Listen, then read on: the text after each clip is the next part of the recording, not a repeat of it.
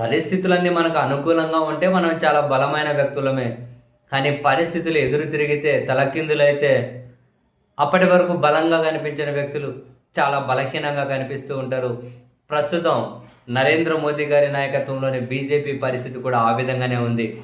మరీ ముఖ్యంగా 12 సంవత్సరాల నుంచి బీజేపీలో తిరుగులేని నాయకులుగా చలామణి అవుతున్నట్టు నరేంద్ర మోదీ గారు, ఇటు అమిత్ షా గారి పరిస్థితి అయితే చాలా ఇబ్బందికరంగా వాళ్ళ పరిస్థితి చాలా ఏమంటారు స్టెప్ డౌన్ అయ్యి కనిపిస్తూ ఉంది. అటు విద్యార్థుల నిరసనలు అండ్ ఢిల్లీ జంతర్ మంతర్ దగ్గర విద్యార్థుల మీద అమానవీయంగా దాడి, హింస, అమిత్ షా సమాధానం చెప్పి తీరాల్సిందే, లోక్సభ పార్లమెంటుకు రావాల్సిందే అని విపక్షాలు ఆందోళన చేస్తూ ఉంటే కనీసం సభలో మొహం కూడా చూపించుకోలేని పరిస్థితుల్లో అమిత్ షా గారు ఉన్నారు. ఎక్కడున్నారో తెలియదు. సభ లోపలికైతే వెళ్తూ ఉన్నారు పార్లమెంట్, కానీ సభకు మాత్రం వెళ్ళడం లేదు.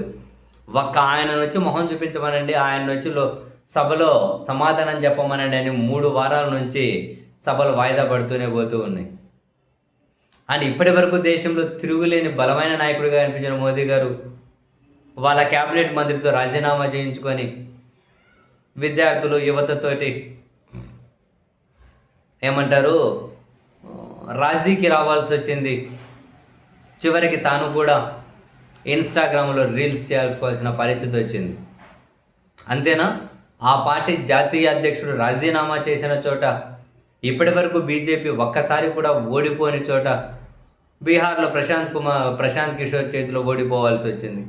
గుజరాత్ లాంటి చోట్ల వాళ్ళ పార్టీ ఎమ్మెల్యే చనిపోయిన వ్యక్తికి 1,00,000 మెజారిటీ వస్తే, చనిపోయిన తర్వాత అక్కడ జరిగిన ఎన్నికలో అందులో 3వ వంతుకు వాళ్ళ మెజారిటీ పడిపోవాల్సి వచ్చింది.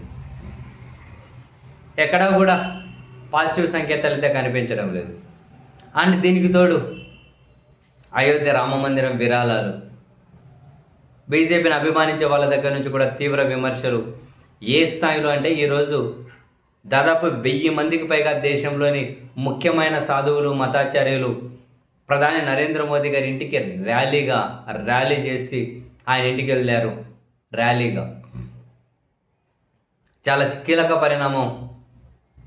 రామ మందిరం విరాళాల చోరీ అంశం ఏదైతే ఉందో దాని మీద సమగ్ర విచారణ జరగాల్సిందేనని, అక్కడ చిన్న స్థాయి వ్యక్తులకు మాత్రమే శిక్షలు అమలు చేస్తూ ఉన్నారు. చిన్న స్థాయి వ్యక్తులు మాత్రమే టార్గెట్ చేసి ముఖ్యులను కాపాడుతూ ఉన్నారు.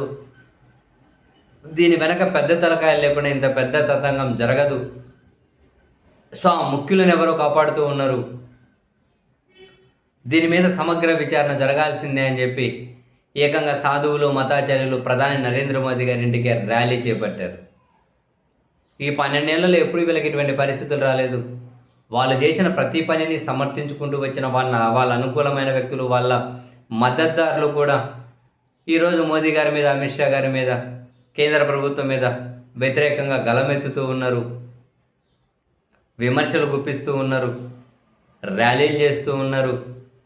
ఈ ప్రభుత్వ ముఖ్యులు రాజీ పడుతూ ఉన్నారు అన్న తీవ్ర విమర్శలు కూడా చేస్తూ ఉన్నారు. అదేదో అంటారే, టైం మనది కాకపోతే తాడే పామై కాటేస్తుంది అంటారు కదా.